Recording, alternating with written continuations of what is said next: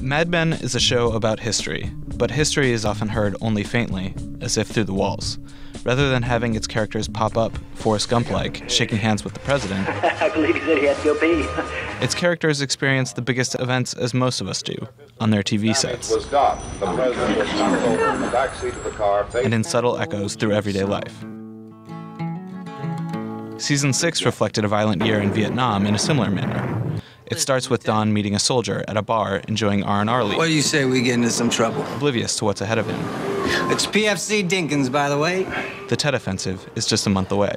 After a series of other allusions, a lighter bearing a real inscription with a violent history, and a politically charged late-night gag that ruins a commercial, Because they cut off the Viet Cong's ears and wore them on a string around their neck like a trophy. the season premiere ends on a similar note of obliviousness. This real New York Times headline seems blissfully unaware that things are about to get much worse. Be true to what you said on paper. Martin Luther King and Bobby Kennedy will be assassinated, and 1968 will be the deadliest year of the war for U.S. troops. But for here on out on the show, Vietnam will return mostly as a specter. My wife thinks I'm MIA, but I'm actually dead. Midway through the season, Don has another encounter at a bar. After losing Jaguar, Sterling Cooper Draper Price decides to team up with their rivals, Cutler, Gleason, and Shaw, to take on the Chevrolet account. This is General Motors. They fight the war with bodies on the ground. Listen to how Don proposes the deal, Hey, Lieutenant. Want to get into some trouble? and recall where he heard that phrase. Listen, Hey, Lieutenant, Lieutenant. what do you say get we into get into some some trouble? The Chevy account will become their Vietnam. Much of this plays out in episode 8, an amphetamine-fueled trip down the rabbit hole which puzzled many recappers.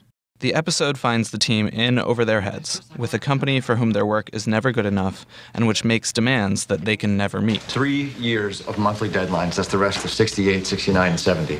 They wonder whether they need more men, but in spite of a casualty, Frank Gleason was a great artist and a great friend. or two, Where's Ed? Says heart stopped. Roger took him to the hospital.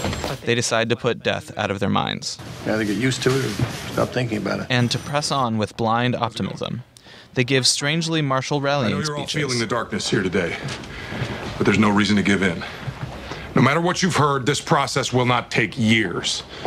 In my heart, I know we cannot be defeated. To boost morale, Jim Cutler calls in a doctor to administer amphetamines, a tactic used by the U.S. Armed Forces in Vietnam.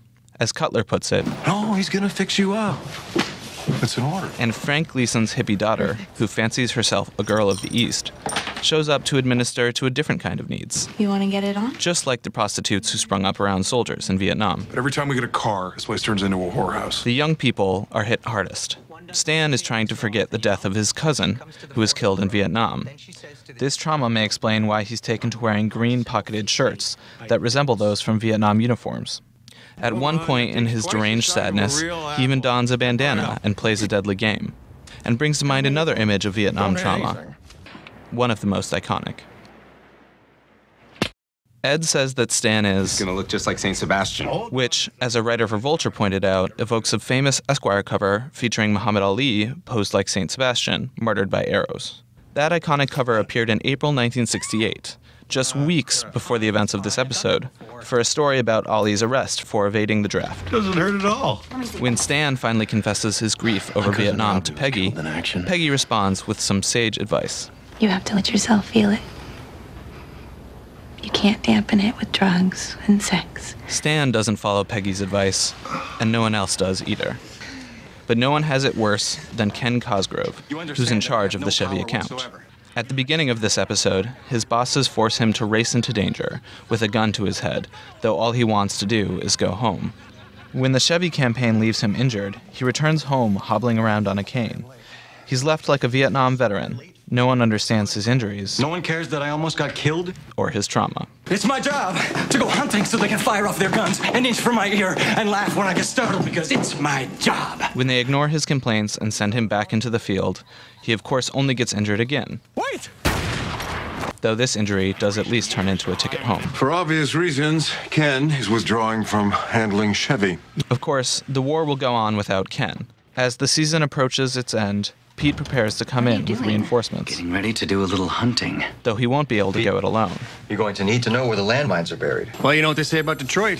It's all fun and games till they shoot you in the face. There are a handful of other Vietnam-esque moments in the season. Oh my God, oh my God! Jesus! But in the end, they're heavily focused on Chevy. So why Chevy? Perhaps because its parent company was part of the war effort. Well, aren't you having dinner with General Motors, one of the largest defense contractors in the world? The use of the Chevy account to echo the war is not just clever symbolism. It's sly political commentary.